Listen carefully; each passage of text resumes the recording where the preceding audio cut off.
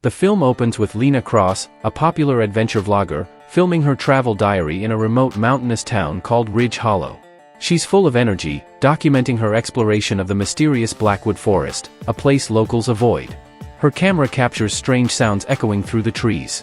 Later that night, she frantically records herself whispering, "Someone's out there, please, send help." The screen flickers, and the camera drops, cutting to black. 3 weeks later, Lena's older brother, Ethan Cross, a paramedic in the city, receives a call from the Ridge Hollow police. They found Lena's car near the forest, keys still inside, battery dead, and no sign of her. Ethan takes leave from work and drives to the isolated town. The locals are evasive, saying Lena left days ago, but their eyes tell a different story. Ethan vows to stay until he finds her. Ethan meets Sheriff Marla Kane, a stern, world-weary woman. She warns him not to get too involved. People disappear out here, and no one ever finds them. She hands him Lena's belongings, including her broken drone and half a notebook filled with sketches of strange symbols carved on trees. Ethan senses she's hiding something but doesn't press further. That night, he dreams of faint whispers calling his name. While staying in Lena's motel room, Ethan finds her second camera hidden inside a vent. The footage begins normal, Lena interviewing townsfolk, until her behavior turns frantic. The final clip shows her whispering, "He's here again, the man with the signal," before the video cuts to static. When Ethan replays it, a distorted whisper overlays her voice, "Don't look for me."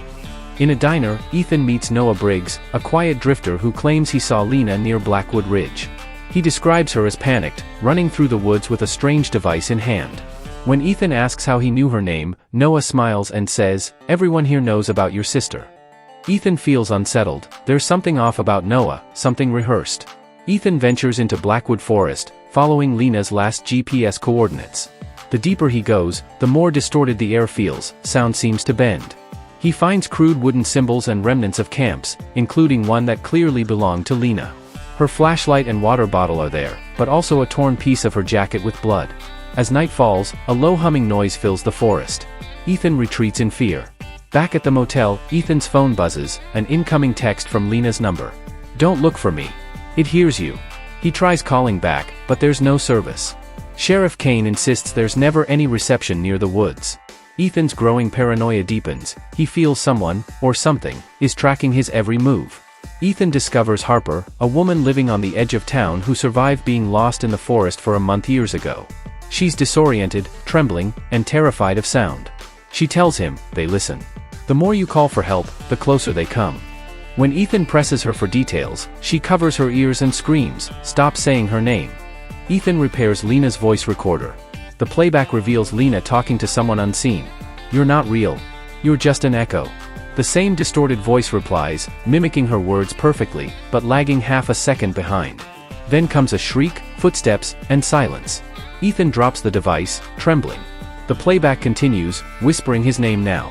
Ethan follows the GPS trail again and stumbles upon a rotting cabin hidden beneath thick vines. Inside, the walls are covered in messages scratched into the wood. "Send help. They hear everything. Don't speak." He recognizes Lena's handwriting among them. In the corner sits a pile of broken radio transmitters and wires, all identical to the device she was holding in her footage. Confronting Sheriff Kane, Ethan demands the truth. Kane reluctantly admits that Ridge Hollow was once a military testing ground during the Cold War, specifically for Project Echo, a government experiment using sound frequencies to manipulate human behavior. When the project was abandoned, strange phenomena began occurring. The sheriff reveals that many of the missing were volunteers for the program, and some were never the same again. Ethan returns to the forest at dusk. The deeper he goes, the more he hears Lena's voice calling his name, guiding him forward. He follows it, only to find a clearing filled with rusted tripods, old cameras, and decaying microphones pointing at the trees. When he touches one, it activates, and plays a chorus of distorted screams. Ethan realizes the forest itself remembers sound. Ethan finds a military journal buried under debris. It describes acoustic testing, using subsonic frequencies to induce hallucinations, panic, and obedience. Lena must have discovered this and tried to expose it.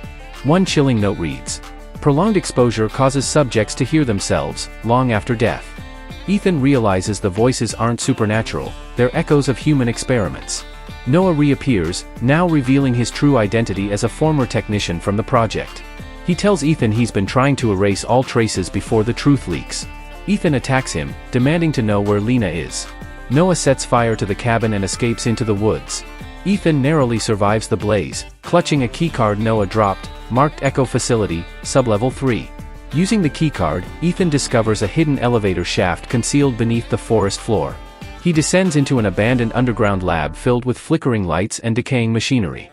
He finds recordings of subjects losing their minds, begging for help as their own voices answer them back. In one video, Lena appears, alive and defiant, trying to broadcast a warning before being restrained.